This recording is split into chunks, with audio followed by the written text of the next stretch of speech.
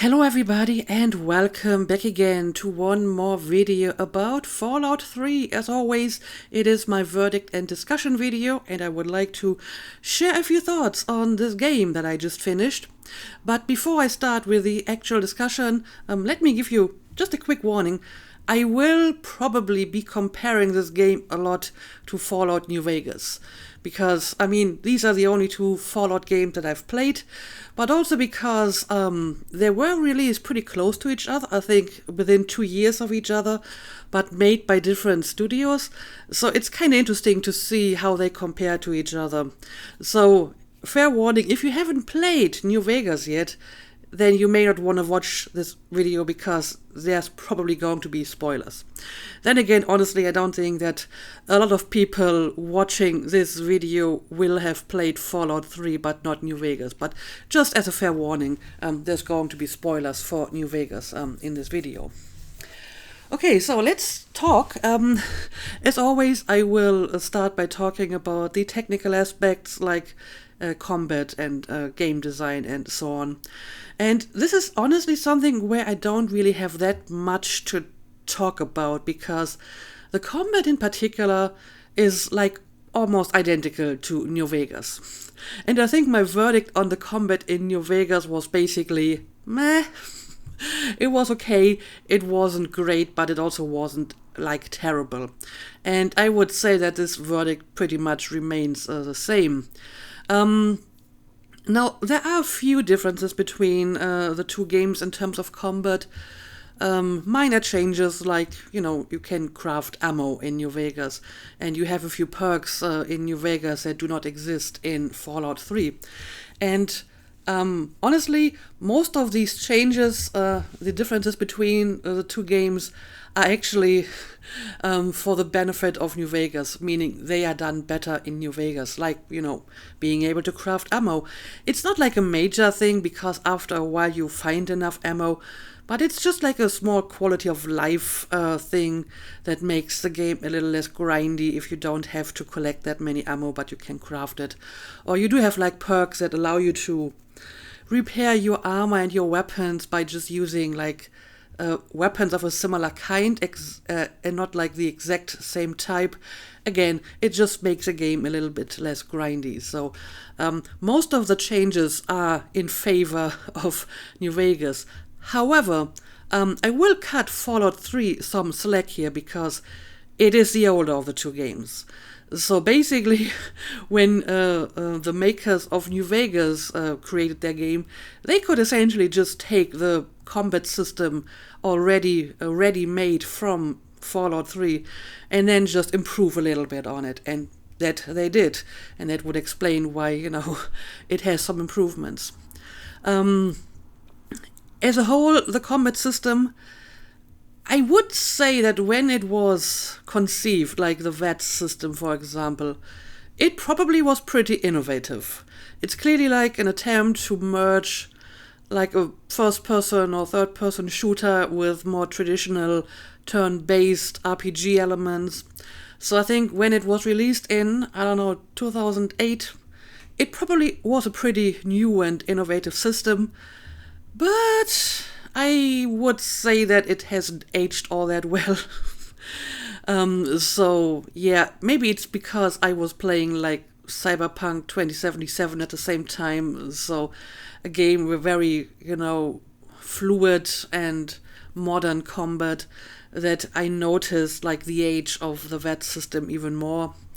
So, like I said, it's not terrible, but just like with New Vegas, this is not a game that I would play for the gameplay. So, I'm playing this for the experience and the story and so on, but not because it has like amazing fun gameplay.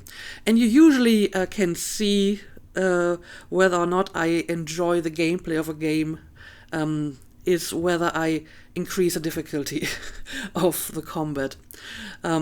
For example, in Cyberpunk, I did increase the difficulty after like 20 episodes or so. I didn't do it in this game. I believe I did actually increase it in New Vegas at some point because it was getting like very easy. But I didn't really feel that the increased difficulty gave me any more challenge or fun in the combat. So I didn't bother to do it in this game. and I just kept playing on like normal difficulty, whatever the game just start with the default. So yeah, combat system, I mean, it's fine. It may have been innovative at some point, but it is showing its age now. So it's not something that I would recommend. But I mean, there's other aspects of the gameplay that have changed from this game to New Vegas. And again, it's mostly an improvement in New Vegas. For example, the fact that your companions will not die in New Vegas.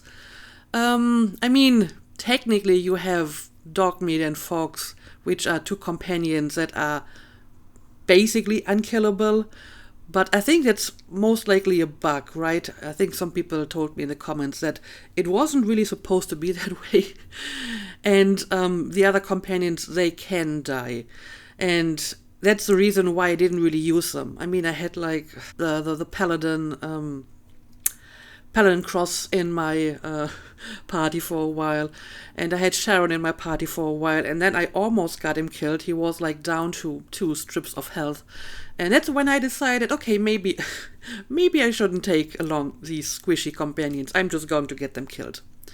And it's not like taking companions with you in this game really makes any major difference from a story perspective.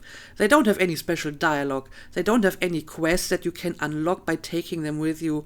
It's just, nice having some additional fire support and people who can carry stuff. And it doesn't really matter which one you take with you. So there's really no reason to take Sharon over Fox, especially since Fox is most likely not going to die. Obviously, for New Vegas, they decided to give your companions a bit more use, a bit more character and personality, so it made sense to say we're not going to kill them. They can faint in combat, so you don't have like these immortal tanks with you all the time, but they will not die if, they become unconscious during battle. So that's a pretty good solution, I think. Because in a way, you could say that Dogmeat and Fox as companions are like very overpowered. They will never die. And usually, like most of the standard battles, they could basically do them on their own. I didn't really have to fight many of these enemies. Dogmeat and Fox totally would have been able to kill all my enemies for me. So you could argue that they are OP the way they are, but I did decide to take them with me because I know I'm not going to get them killed, right? So that's definitely something that got improved in New Vegas. Another thing that I thought was improved, the way that skill checks were handled.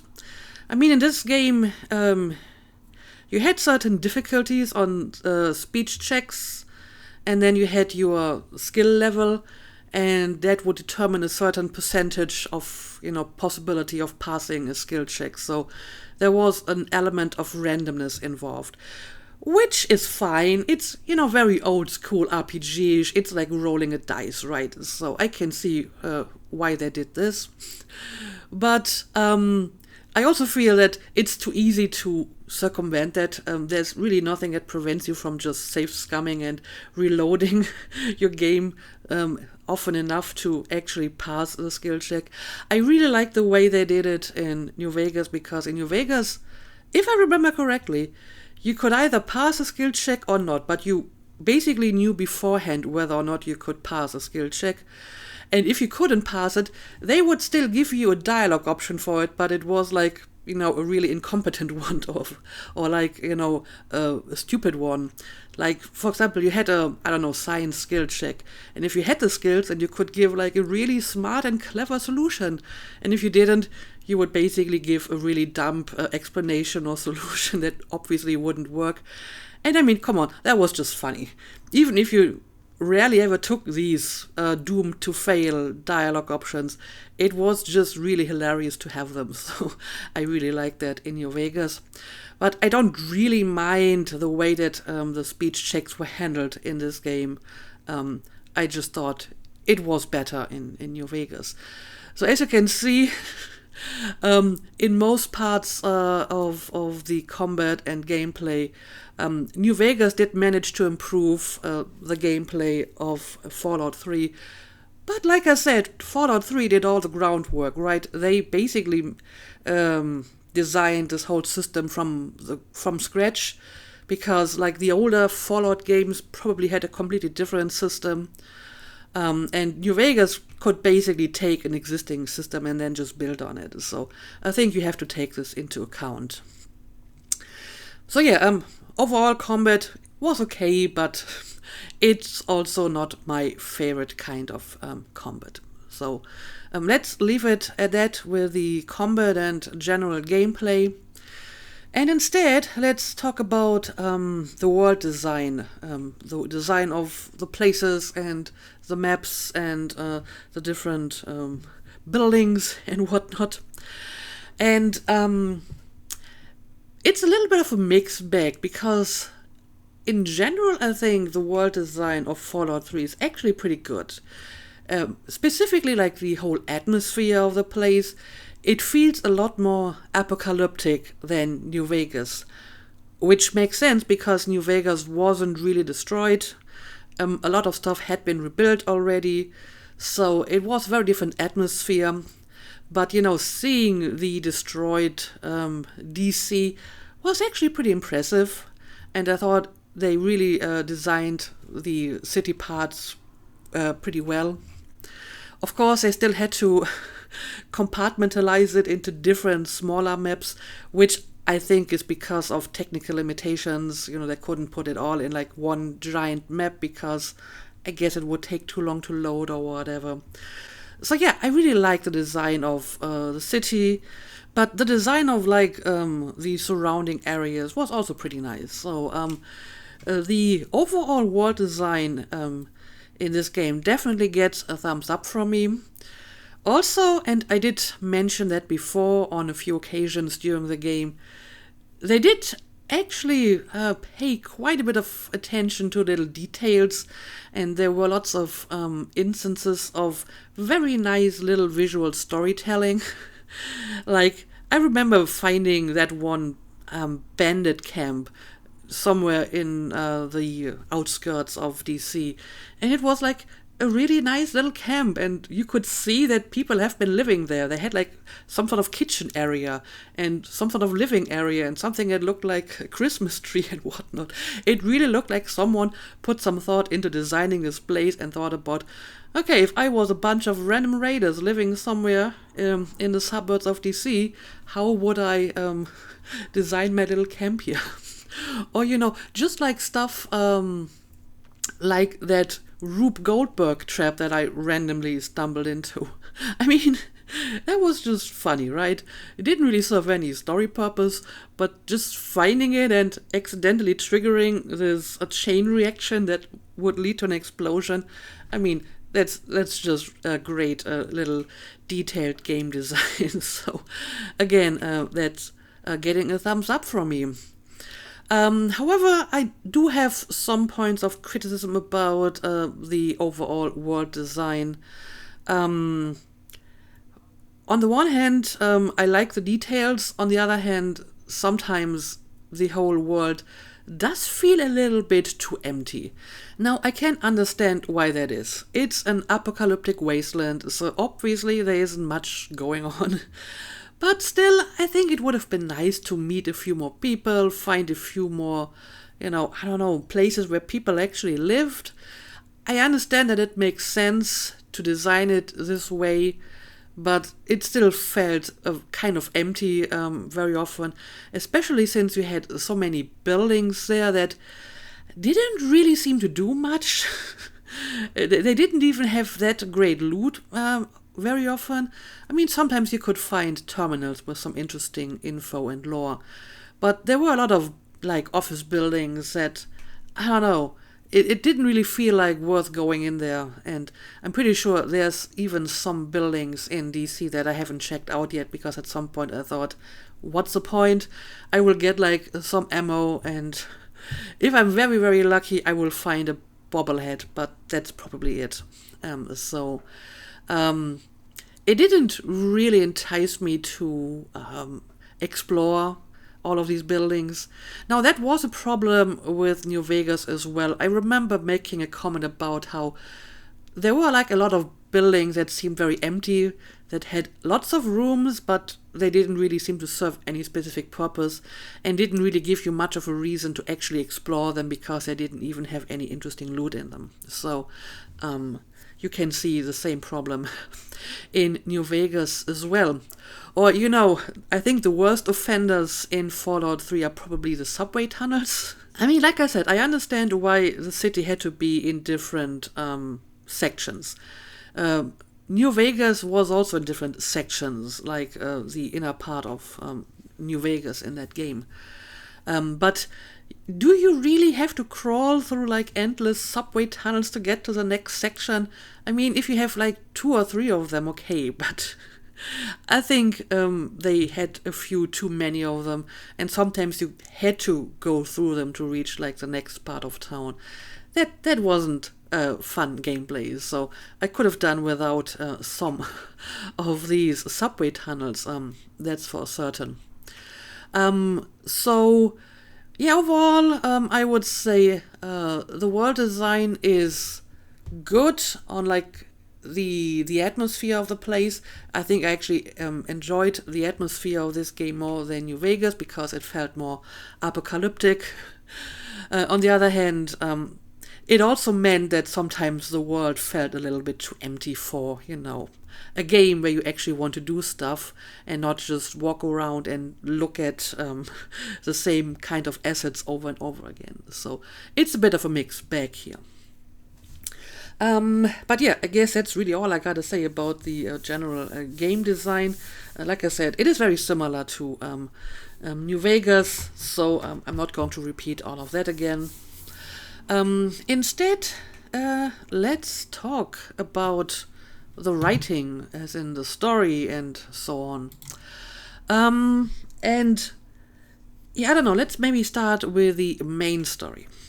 And I will say this, I actually think the main story, in its basic premise and the idea that they clearly had behind it, is actually pretty good. I really like that.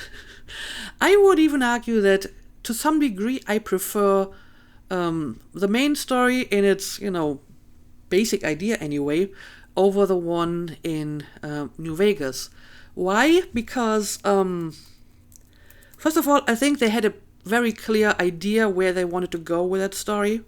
They had like foreshadowing, they had like the recurring motive of sacrifice, with the father who sacrificed himself, and then, well, the child was supposed to sacrifice herself at the end. I will talk about the ending later, but you can see like the idea they had for this story, and it was very deliberate and, very planned this way. And what I do like about this is that you always have like a very good idea of your character's motivation. And that is something that was sometimes missing a little bit in New Vegas. Now, if you look at this story and your character, in my case Mara, first she has to escape from the vault, and then she's going to look for her father. So you have a very clear character motivation here, looking for the father. And at some point she finds her father, and her father asks her to work with her on that Project Purity. So again, you have clear character motivation for your character. And then your father gets killed, and obviously you want to find out why that happened, or maybe want to take revenge or finish what he started. So again, you have clear character motivation. In New Vegas, it's a bit mixed, because you start out waking up after getting shot in the face, and then you want to go and find the person who did it, which again is a very good and obvious character motivation for the protagonist. And I really like the first part of New Vegas, where you kind of have a bit of a road movie, because you follow like that one road and do some stuff on the side, and then eventually you find what was his name? Benny, I think, the guy who shot you, right? And maybe you kill him, maybe not, but either way, you have finished that part of your story, which happens, I don't know, maybe about 1/3 into the game, maybe even earlier. And that's where the point where things starts to get a little bit muddled. Because from that moment on, your character motivation is questionable at best.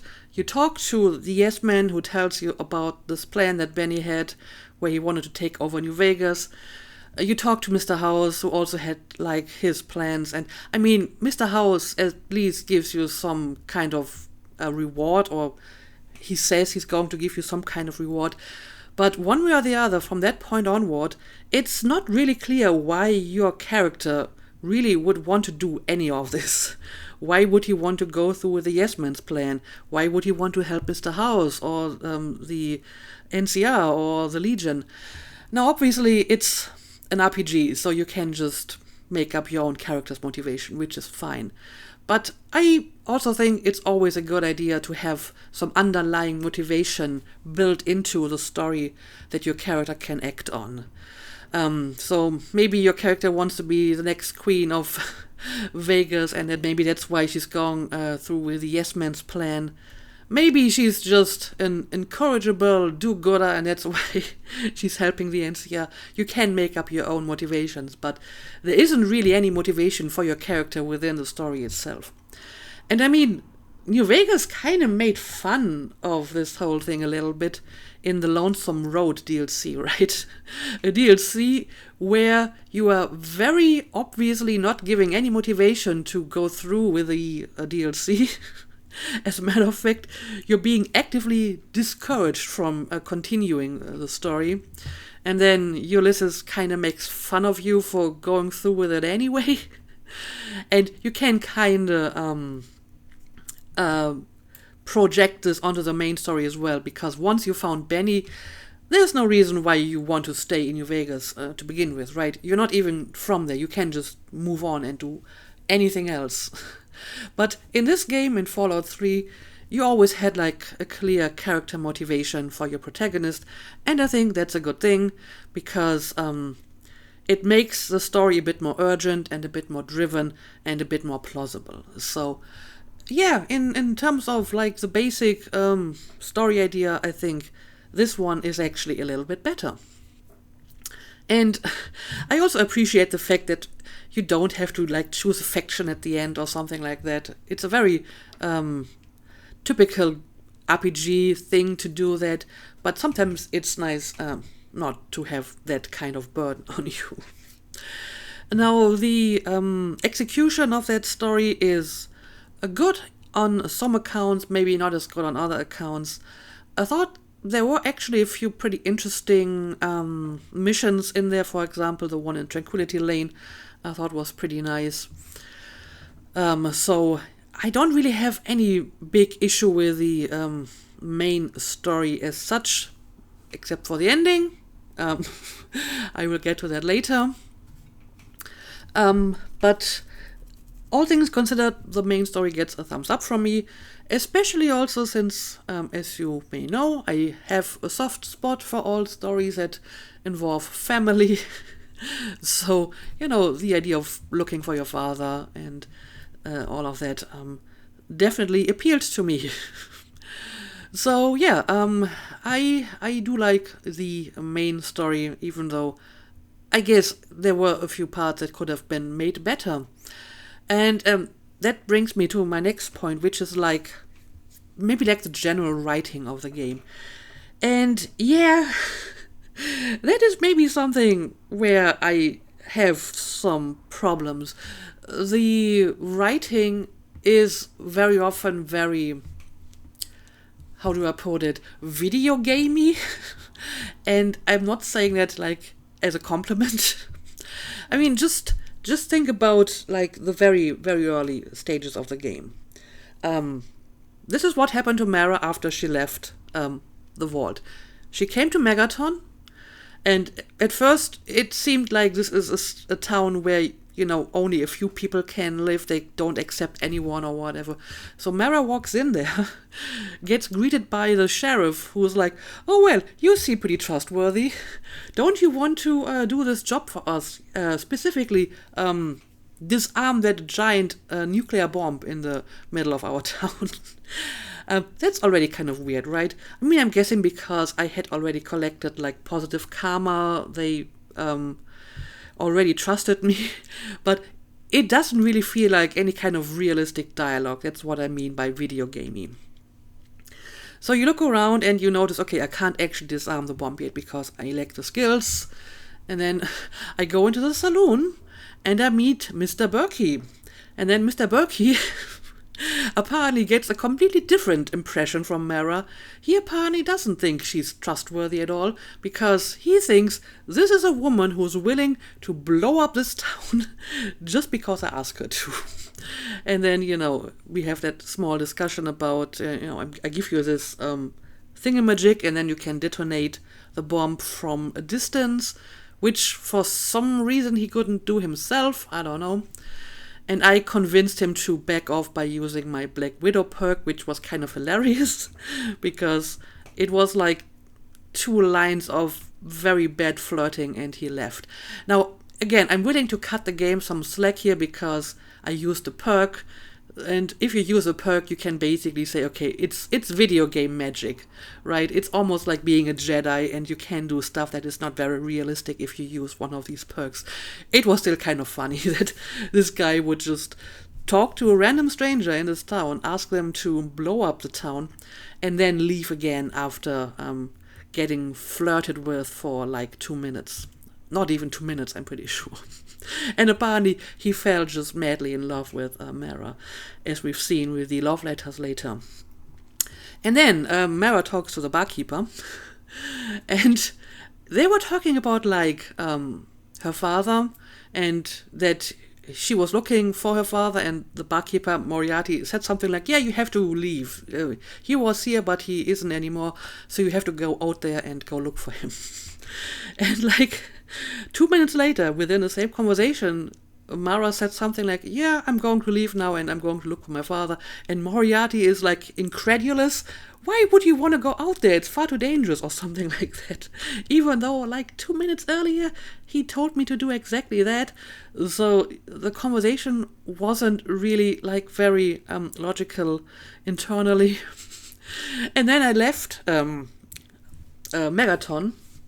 And I found this woman living in one of the huts, and I could blackmail her because of some money that she was supposed to give back to Moriarty. Apparently this is part of the quest if you don't convince Moriarty to give you the information otherwise, but the game still gave me that dialogue and it didn't make any sense in the situation because I didn't even accept the specific task from Moriarty to get the money from her that she was owing him, and I could still ask her for the money. So that's just like a string of weird dialogue options that didn't really go well together. And like I said, that felt very video gamey. And this is just like one example of numerous occurrences where you kind of have to suspend your disbelief a little bit because people are talking in ways that normal people wouldn't talk in reality, right? That's what I mean when I say that the writing was sometimes very video gamey. And some might say that this is like a hallmark of Bethesda's writing, and they might be right about that. So this was very clunky at times. That being said, I think there were still some quests that were pretty well written and interestingly written. I like the one at Oasis, for example. I like the one at Tranquility Lane, for example. Or, for example, that whole storyline with the antagonizer and the mechanic. I mean, that was just funny. So, there were definitely moments of brilliance in this game. And then there were some that felt a little bit too clunky for my taste. And, yeah, like I said, we also need to talk about the ending of the game. Now, as I said, I do enjoy the main story such as it is. And I think they really put some thought into how they wanted to construct the story with, the motive of sacrifice. The father sacrificed himself for the greater good, and then at the end of the game, the daughter or son is given the option to do the same and sacrifice him or herself for the greater good. And the thing is, I actually really enjoy that heroic sacrifice trope. So if that had been the ending, if they had given you the choice, you can sacrifice your own protagonist that you have presumably grown to like over the course of the game, and who would want to see their own self-insert die at the end of the game, because, in the end, your characters are always like a little bit of a self-insert, right? So you have to make the decision, kill off your character for the greater good and make the right heroic choice, or have someone else do it. I think that's a very neat ending. But then they kinda ruined it, because apparently when they planned this out for the first time, I guess they didn't take into account the fact that you may have companions that might be resistant to radiation, and they could just do the same thing without sacrificing themselves. So at some point they must have noticed that and decided to fix it, but they did it in the most baffling way possible. Because apparently in the original ending, before the Broken Steel DLC, you could ask your companions whether or not they would like to go in there, like Fox, for example. And they would just refuse. Fox would just say, nope, this is your destiny, I'm not going to help you here. And this just doesn't make any sense, right? He did the exact same thing for you before. Why wouldn't he want to help you now? Just because your father did the same and now you had to do it too because it's your destiny, it's stupid, right? It's a stupid fix for this problem, and people apparently rightfully called them out on it, which is why they changed it when they added the DLC. The thing is, they could have fixed it in different ways that would have made perfect sense. Just for example, here's a quickly improvised alternate version of how the final mission could have been written. So, you and the Brotherhood and Liberty Prime and your companions are approaching Jefferson Memorial, fighting the Enclave, and then maybe a stray bomb from one of the vertibirds hits part of Project Purity's equipment on the outside of Jefferson Memorial. So that's why stuff suddenly gets critical. That's another reason in the original ending, suddenly for no apparent reason, things are about to blow up and you have to go in there right now. That seems pretty convenient from a narrative point of view. There was no real reason why it suddenly happened at that specific point. But it could be explained by saying, the Enclave hit by accident part of the critical cooling infrastructure or whatever. So it is decided that you and Sarah go inside to make sure that, Project Purity is safe. But at the same time, the Enclave is sending in more and more reinforcements, so people have to stay on the outside and make sure to hold them back. Which is why your companions will stay outside of Jefferson Memorial to fight off the Enclave. And then when you reach, Project Purity in the Rotunda, you notice, we only have like a minute left here. Someone has to go inside here and shut this down, or it will be destroyed. So there's no time to go back and find your companion. And there you go, Bethesda, I just fixed your ending. It would explain why your companions aren't with you in this critical moment, and it would explain why the moment was critical to begin with. It was like, a bomb from the Enclave destroyed something at the cooling system or whatever, and that's why you had to act so quickly. And then you would have like the perfect ending where your character goes in there, sacrifices themselves, and you have a very nice conclusion to that story. But just by having the companions with you, they kind of ruined it. Now, obviously, after Backlash, they decided to change it in a way that, the companions will be willing to actually do this for you. But they also added like post-game content, which means even if you do it yourself, you will still survive magically, if I understood this correctly. So they kind of ruined the ending with the post-game content anyway. Now, I would say this is not quite as egregious because the moment your protagonist goes in there to shut down Project Purity, it's still a sacrifice because they believe they're going to die. So the gesture of self-sacrifice is still there. And even though they survive magically, it doesn't really take away from the heroism as such, right? So adding the post-game content, I would actually give them a pass for that, because it doesn't really take away from the actions of the protagonist if they decide to sacrifice themselves. And like I said, while I usually do not really like post-main game DLC content, I actually thought the Broken Steel post-game content was pretty fine, because you could actually see some of the consequences of your actions, like how the pure water is now going to be distributed and what challenges will arise when you do this. So it was actually kind of neat to see how things develop after the credits roll.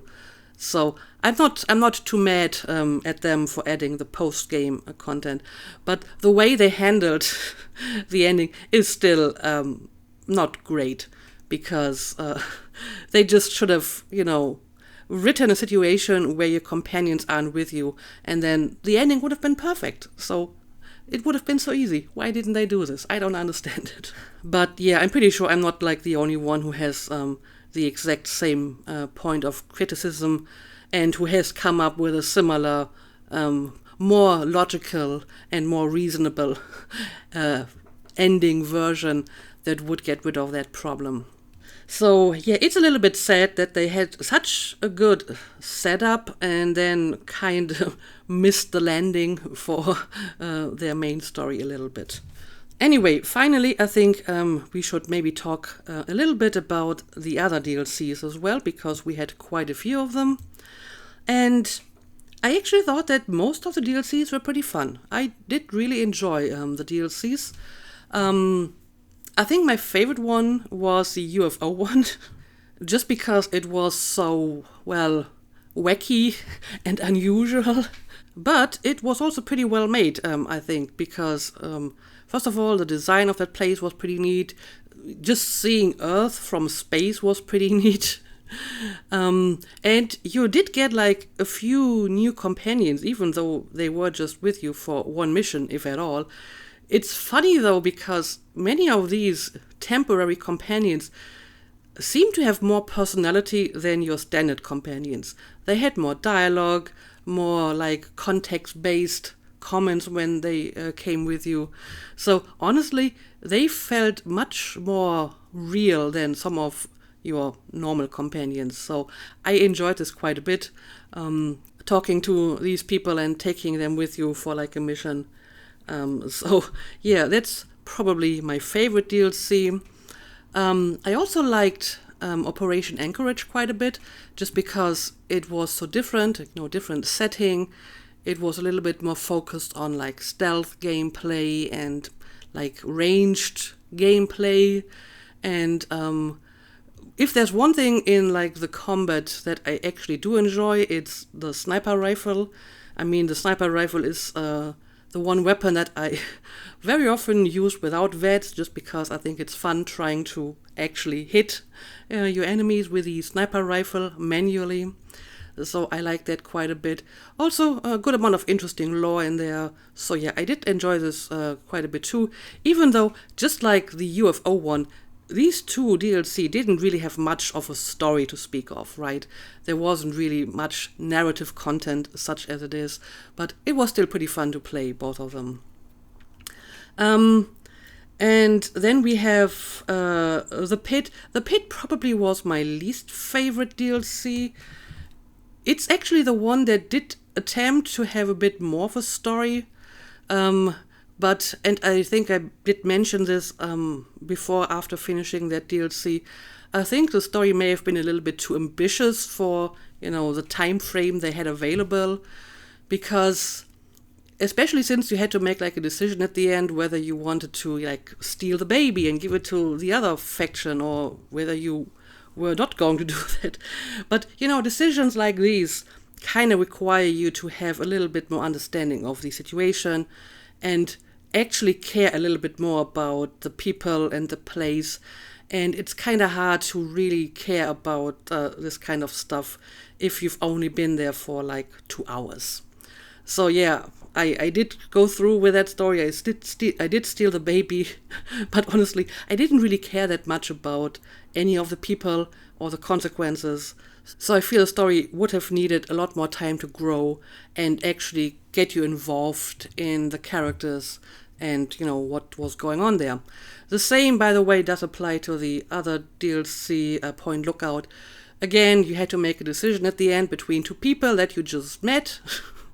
Both of them seem to be kind of jerks, but still you had to take a side, but you had very little information on the situation. So at the end I just went with Desmond because I knew him slightly better than the brain guy. But again, I feel that this is a story that needs more time to grow. You need to learn more about the place and the people and so on.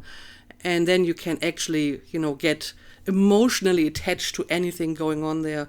And then that kind of decision at the end makes a bit more sense.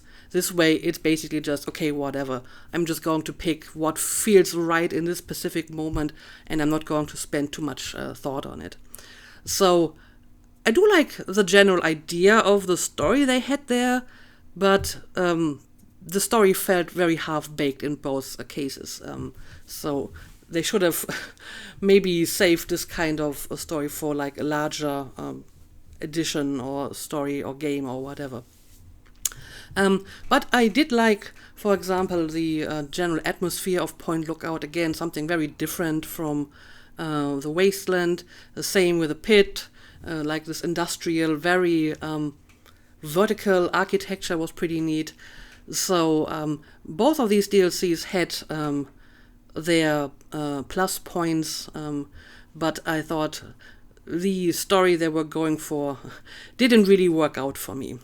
And then finally there's the Broken Steel DLC, and like I said, I thought it was fine.